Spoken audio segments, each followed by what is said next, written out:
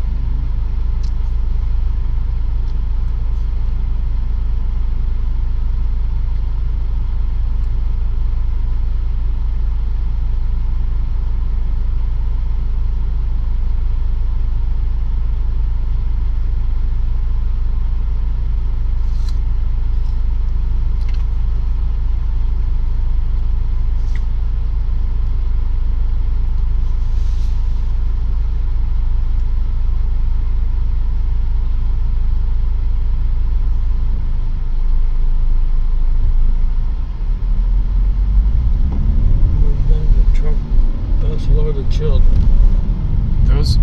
Those jobs always go begging. They can't find people to do that because nobody wants to do it.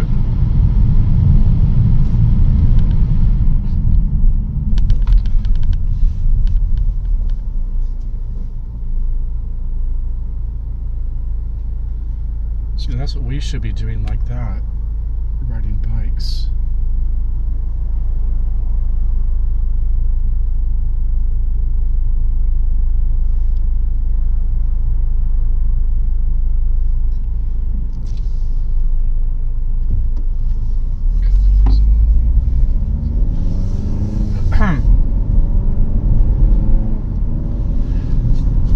So I have a profound question for you. I have a profound question for you. Are you ready? It's about the Lusitania. It's about the Lusitania. Okay, so we know for a fact that the Lusitania was carrying armaments that was going to be used by the British Army. Mm-hmm. So the Germans said because of that, what they did was justifiable. That ship, even though it was a passenger ship, it was carrying arms. And it might have been carrying, they can't prove it, but it might have been carrying other weapons too. So my question for you, was Germany justified in sinking that ship? Was it ever proven? Well, it was for sure, it was carrying artillery shells. So it was carrying a lot of artillery shells that would be used by the British Army, and it might have also been, so that's been proven. Now, there's been a theory that it was also carrying other explosives, because this U-boat only fired one torpedo. Well, John, when you wartime, the reason you have a war is because nobody agrees. So in a situation like that, it's free for all. Yeah. Wartime is all government failed. Everything failed government. Yeah. So it's save yourself. Yeah, it was, it was taking war to a new level. It had never been done before, but, so the Germans really kind of, That in itself, I'd say, I say, whenever you find a German warship, mm-hmm. I would say for them to have sunk with women and children Mm-hmm. on indiscriminately, didn't even give it a second thought. Mm-hmm. I'd pick out some war ships, Mm-hmm. and I'd go 10 times more. Yeah. Only make sure there's soldiers aboard the ship, and possibly some real high echelons, people in high places. Make sure that you get them. I'd up my spies. I try to get the best spies there's ever been and find out where these people are, and then surprise them. That's wartime. And you know, the Lusitania was a 4-stacker, so it had 4 engines, Yes. boilers. Right. But due to the war, there was a shortage of coal, Yeah. so only three of the 4 boilers were running. Yeah. And that slowed its speed. It could normally do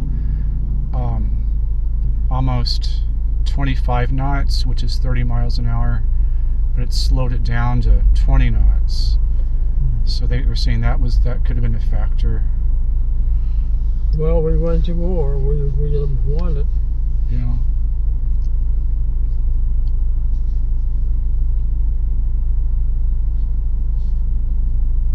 It's always good to know who fired the first shot. Yeah.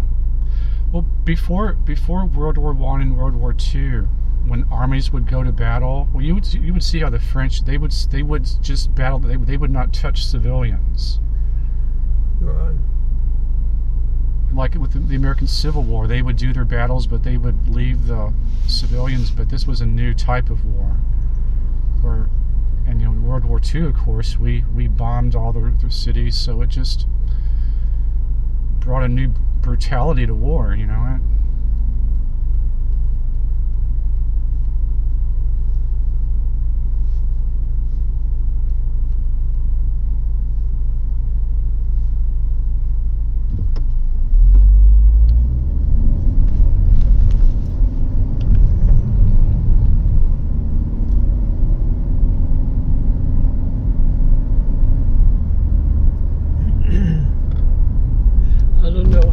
Anything could ever be worse than nuclear war, though, if that ever comes.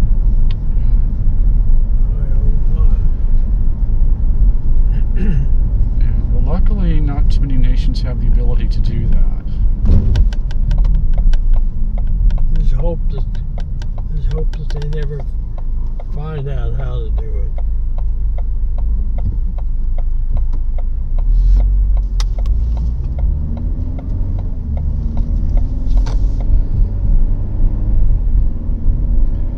I'll tell you what the worst would be, and this happened with the U-boats, is to die in a U-boat when it had been hit by a depth charge, which, you know what depth charges are, don't you? Oh. So it basically incapacitates the U-boat and it just sinks to the bottom, and you just suffocate to death just slowly. That would be a horrible way to die. They don't even feel it, John. Well, no. If the ship is disabled, it just sinks, and so they just slowly, as the oxygen goes out, it's a very slow death. So they all died one time. Well, no, because the oxygen doesn't get depleted at one time. Oh, yeah. John, when that ship, well, long story short, we're talking about the ocean squeezing that whole ship, that whole submarine. Yeah. They all died one time. Well. Now here they actually proved this. If you send a diver down at about 1,000 feet, he has to do something on a ship that's sunk. Say that he's on the bow of this ship that's sunk. Say it's 40 feet from the ocean floor. He's up there working, and he falls. Mm-hmm. He has a little thing to vary his pressure on right by his neck there. When he falls, he has to adjust the pressure in his suit. And that hat that iron steel hat that he's on covers his whole face. If he can't get to that valve and he drops 40 feet down. You know what happens to him? What? He's pushed, all the flesh in his body is pushed up into that steel helmet. Oh. And here, the last couple of years, I think I mentioned it to you, they actually tried it. Only they made a body out of flesh of animals and made it the same, like a man put it in that same suit that he would wear and dropped it into the ocean and brought it up. All of it was in that steel helmet. Mm-hmm. All that flesh was pushed up in there.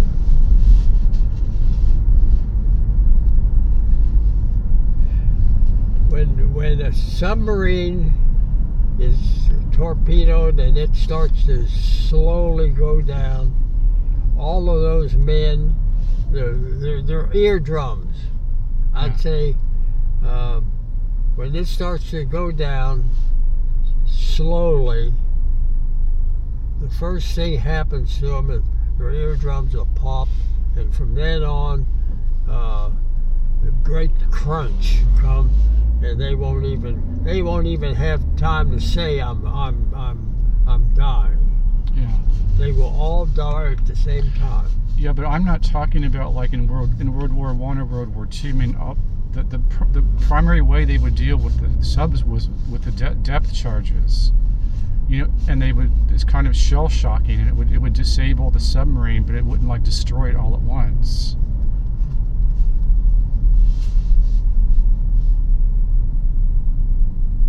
So I'm saying that those depth charges would hit the submarine and it would just sink to the bottom, but not explode or anything. And then those men would just. It depends on how far they go down.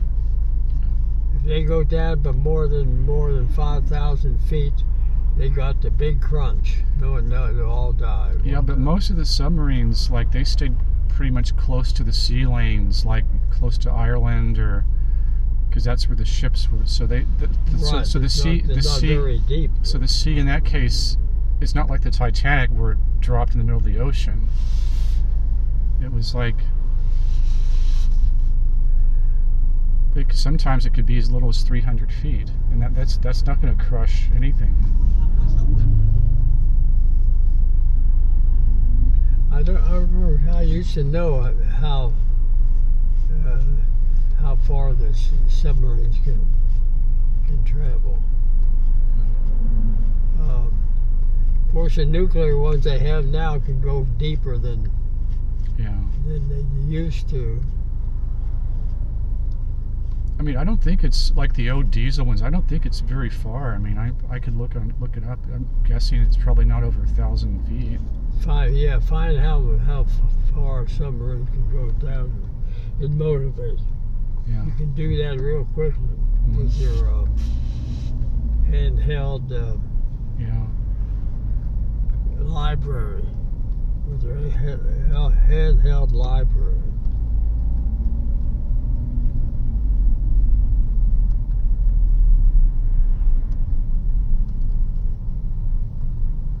A lot of traffic, but it seems like it's moving. If they had asked you to go into the submarine service, would you have volunteered? Oh, yes. That didn't really? Yes, I would. That wouldn't have frightened you at all? No.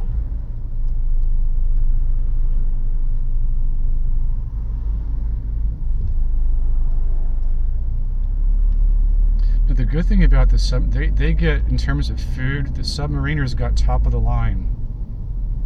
They got the best food of all. Well, the way it was during the war, a submariner, when you saw them, you know what you saw? The periscope. You saw a person who's all greasy. Yeah. Those diesel engines down there, all diesel, hands all full of oil, and dirty clothes. You know what you see now?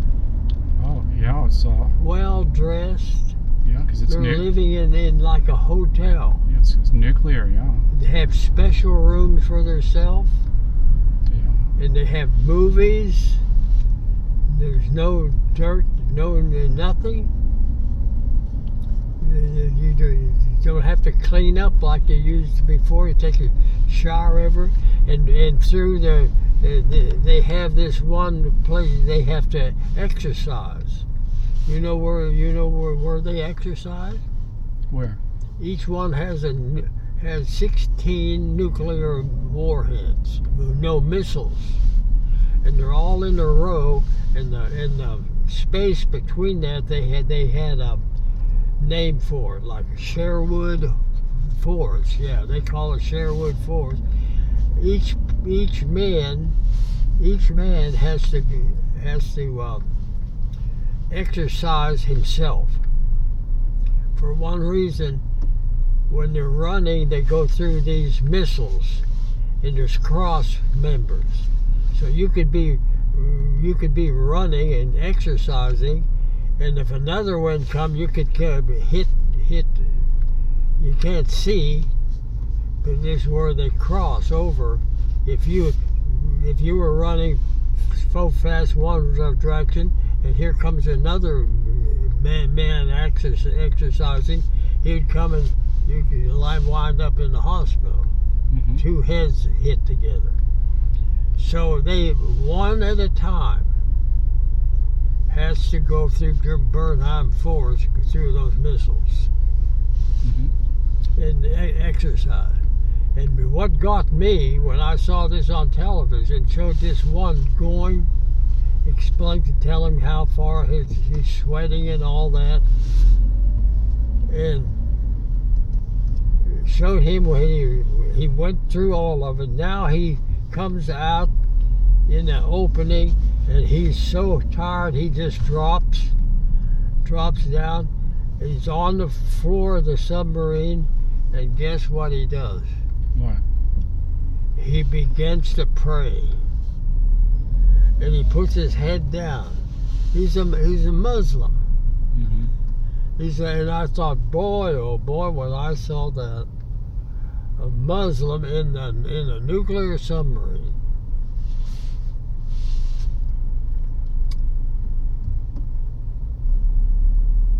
Let somebody go here, John. Oh, Dad, I just did. Yeah, let him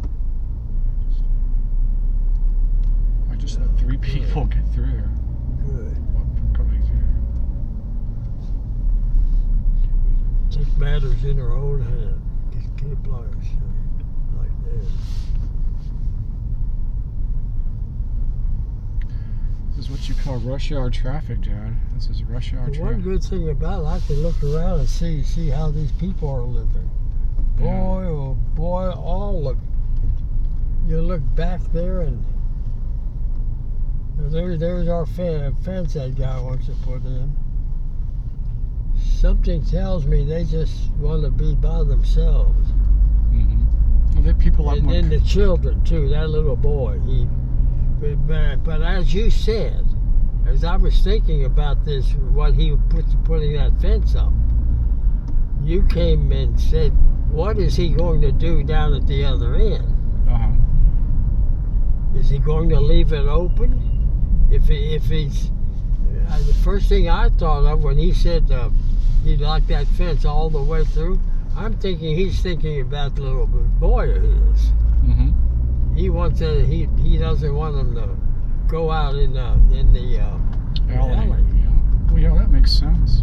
So no doubt when if he finds it, finally does that, he's going to have that closed too, in order to keep children in. Make sure that they don't get out.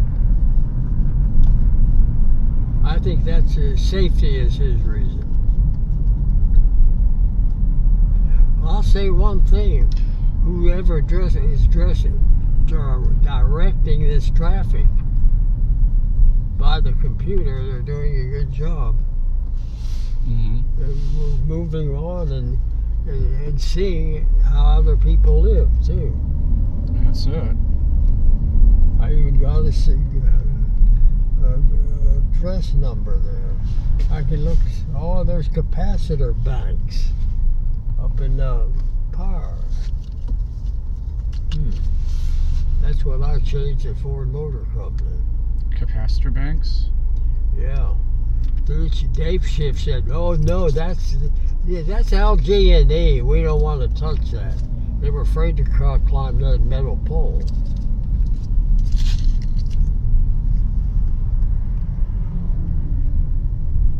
Finally, somebody asked me, I said, "Sure, we can do that."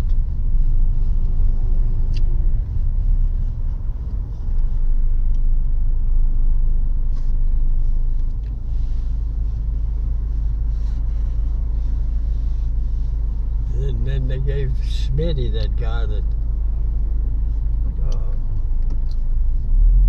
won that little automobile. No, I won it, and I sold it to him. I can see that thing right now. Can you? And he ended up, his son didn't like it, right? Right. He came back and said his son didn't like it. Yeah. And we bought that. You took the money and you bought that big TV set. You're right. You remember that. So that's where that came from. Mm-hmm. Yeah, I wonder how in the world did we get that big TV set? Yeah. That's the one. I remember that for sure, yeah. That was a nice set.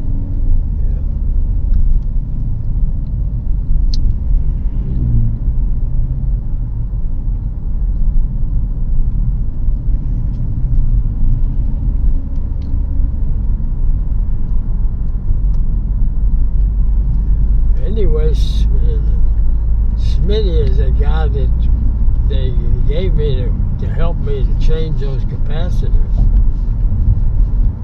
And they said the power, they got a note from the engineer. He said the power's off. Smitty said, "I'm not going to go up there, Ralph." I said, "Well, I'll do it. I'll do it." He said, "What about that inductance they talk about?" I said, "I know all about it." I said, I'll short it before I showed him how to do it. I said, first thing you do is take this wire, a pole, for that reason. I said, take it, ground one end, and then touch it up there. If it's live, it'll blow that wire too. I said, that's the first thing you do. Day shift, they wouldn't touch it. So I guess one of the supervisors, he'll say, I'll say, if I can keep LG&E from coming out here and charging all that money to do that, he said, that'll be one more step to the ladder for him. See? That's the way those supervisors work. You have to get to the next step. You got to get the guy that's in front of you something bad about him and push him down so you can get over him. When you're in industry trying to get up where all the money is.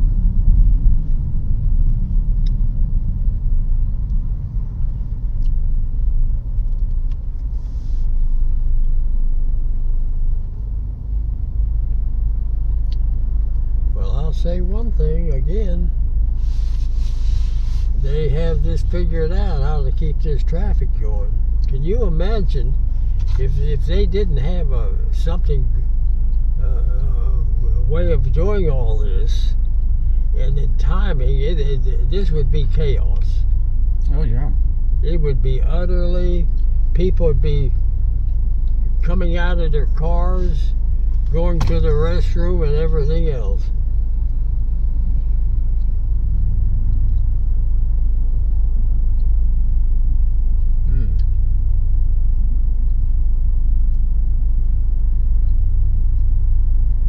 It's all a matter of timing.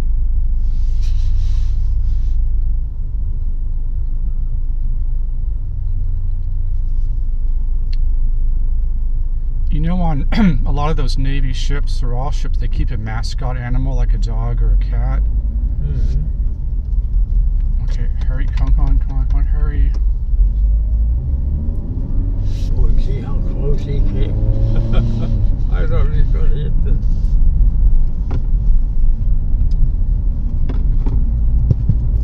Boy, that's a bad place to have a breakdown, isn't it?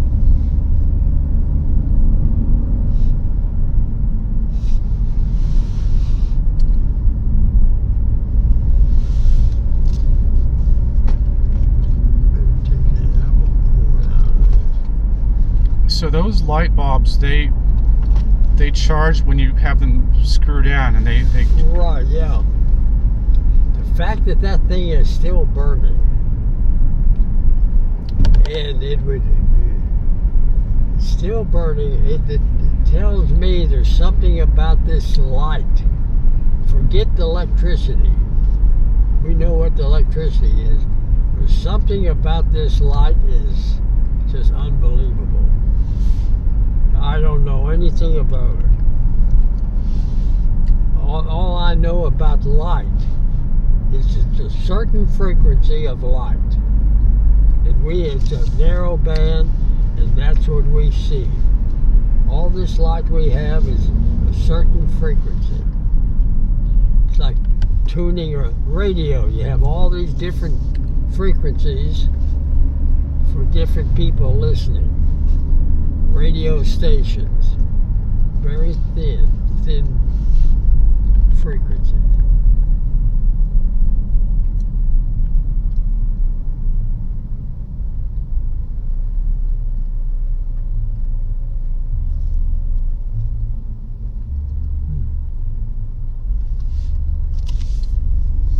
Metro Arts. I can't see that kind of art.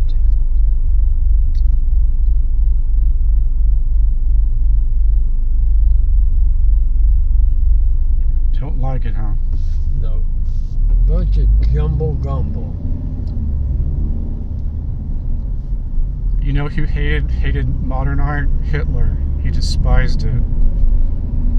Hitler despised it? He hated modern art. Oh, yes. I do too.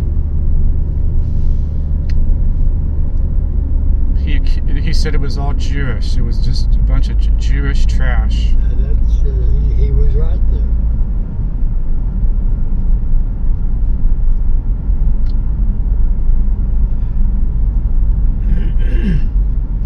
You have to give the Jews credit, though. I mean, they figure out how to make money. A lot of it doesn't seem right, but nevertheless, they don't hurt anybody. All they want to do is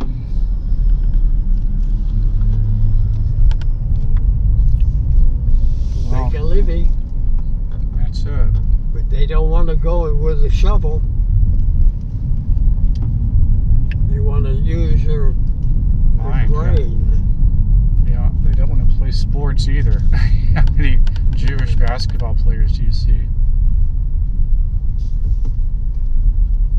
Well, isn't that sweet? Look at that. Now that is sweet. Isn't that sweet? That is sweet. Is that mom and daughter? That's mommy and daughter.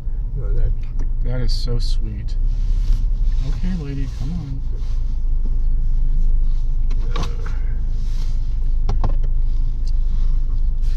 Go ahead, don't go down. Well, just here. Wait, Dad. I mean, let me pull up here.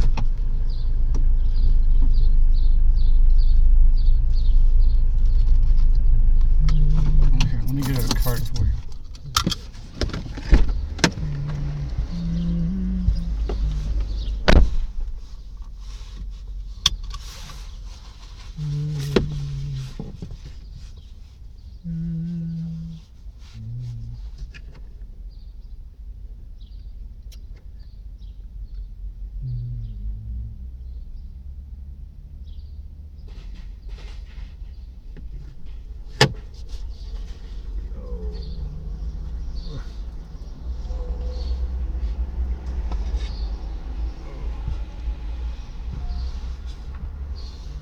See, I gotta take this off.